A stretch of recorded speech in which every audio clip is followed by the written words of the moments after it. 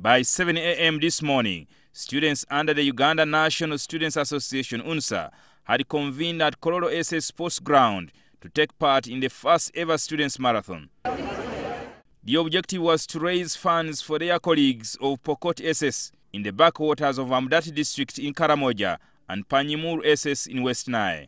We want to construct a borehole there for them to access water. By 10:30 a.m., the Inspector General of Police, General Kale Kayihura, who was expected to be the chief guest, and a host of senior government officials who had been invited had not yet turned up. The Karamoja minister is aware, and we wrote to her. She was invited, but she apologized. The minister for presidency, Frank Mbabazi, is aware. We wrote to him. He apologized. Because we invited the Inspector General of Police, General Kale Kayihura, who did not give us any response. Why is it that all these government officials are neglecting our functions? Why is it that they are neglecting the youth? Kayihura instead delegated the Assistant IGP Andrew Soroweni. But the students' leaders had an option.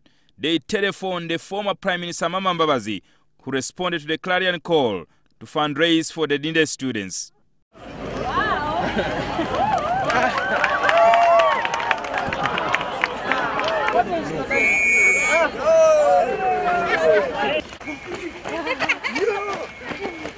I think he's the only member of parliament who is here. So we would like to thank him for standing with the students' movement and to ask all leaders in our country not to pick a leaf, but I think to pick a tree from him and realize that the students' movement is a relevant movement that can be utilized to champion all the causes that we have. I know when you have a Secretary General of a ruling party and a former Prime Minister, again you cannot have a junior officer be the chief guest. Speaking to the large gathering of students, Mbabazi used the occasion to scoff at his adversaries who claim he was kicked out of government. Someone said, this man still thinks he is still in government. Of course I am.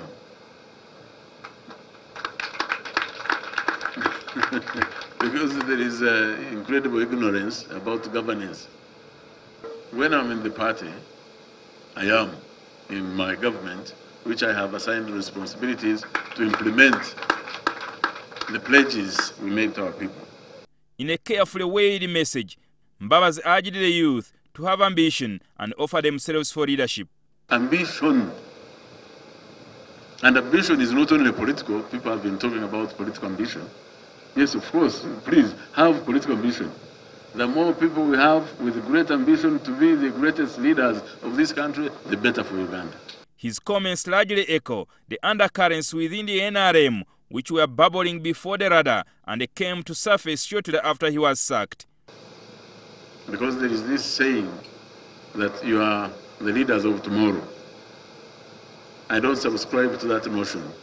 Actually, you are the leaders of today. You are the leaders of today.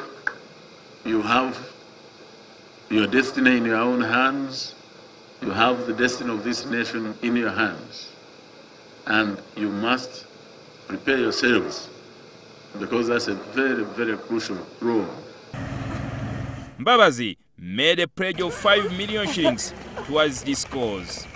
Jingo Francis, NTV Weekend Edition. But he has pushed the rest.